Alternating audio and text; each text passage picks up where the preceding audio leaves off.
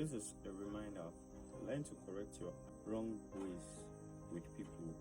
Learn to seek for forgiveness from people who often look at it from a perspective of I didn't offend anybody, I haven't wronged anybody, I just want them to be in their place.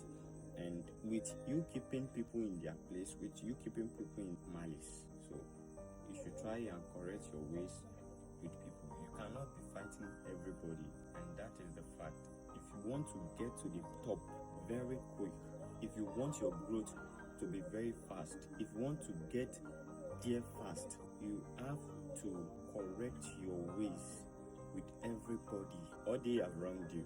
There is nothing bad in you going to a person that has wronged you, that has hurt you badly, and linking up with the person and making sure you guys are on the same floor. Now you try to keep the person in his or her zone. Trying to keep people in their zone is you trying to keep yourself in your zone. And you trying to keep yourself in your zone, you cannot be located by people that needs your service, by people that needs your help. You see, in this world we are today, people are going through different phase of life. People are going through different challenges. People are facing different persecution left and right, and people are battling different kind of problems in their head. We have times that we are down, we have times that we are depressed, and we have time that things are going smooth and things are going well for us. Nothing must warrant you to distance yourself from anybody. Although it is good to cut off relationships that are not healthy, relationships that are not benefiting you, relationships that you only are the champion.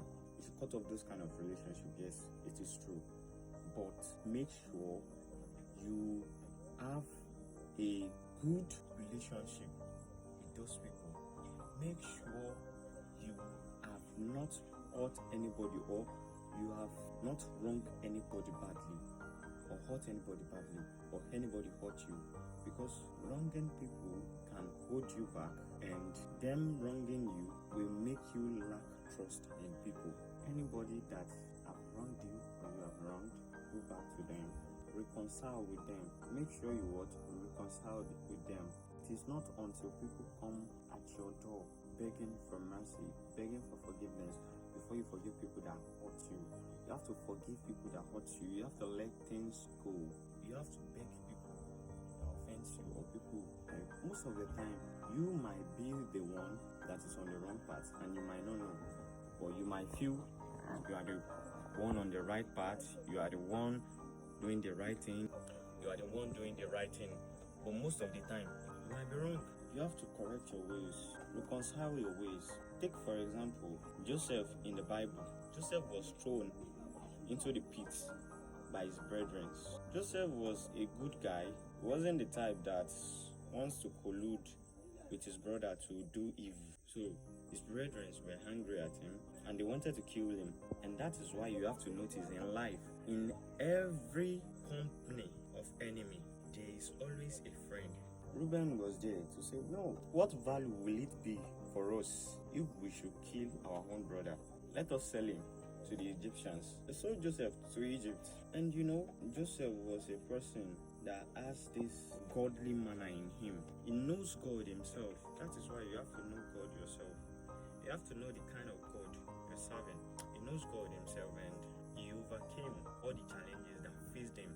Overcoming all the challenges that faced him made him rise to fame and a very powerful position, in such that in years to come he was able to save Egypt and its environs from an impending hunger strike for good 7 years. And Joseph did not have this, although what they did to Joseph was really infuriating, was really paining, was really devastating. As human, it is something that hurts. But what Joseph did was, Joseph called his brother, his brother came, his brothers, they came from Israel to buy food because there was famine in all the land. And what Joseph did was, Joseph already recognized his brothers, and Joseph took his brothers in, clothed them, gave them food, and reconciled with his remember, they were the one that hurt him. But what did he do? He left the fight for God. He did not hurt them in return. He did not do comeback. Let me tell you something with life. If you are a person that have this comeback mindset, that have the mindset that don't worry, yourself, I will soon get money, I will go show you shaggy, I will show you pepe. Let me tell you something, God is not a fool. You cannot fool God. You might not, with that kind of mindset you have, because it's a negative mindset, you might not be able to get to that kind of stage, to that kind of point in life. If you are a person that you are always waiting for comeback, or revenge is always sweeting, you might get to some certain, you might not attain some certain levels in life. Try to reconcile your ways with God, trying to reconcile your ways with your fellow men. Yes, reconciliation is very important, because in this world we deal with our fellow humans, and God cannot come down from heaven himself to help you. He will use the people that you have known, he will use the people beside you, he will use the people around you, he will use the people that have helped you before, or you have helped before. He will use the people that you have met. It's actually not easy. It's actually a very tedious and a very straining thing.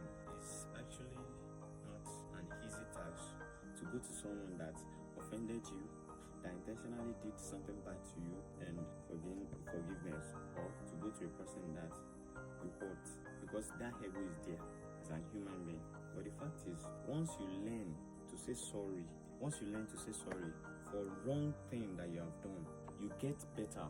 Your thinking gets better. You begin to improve in all aspects of life.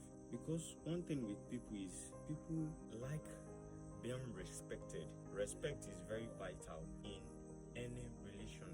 People like being praised.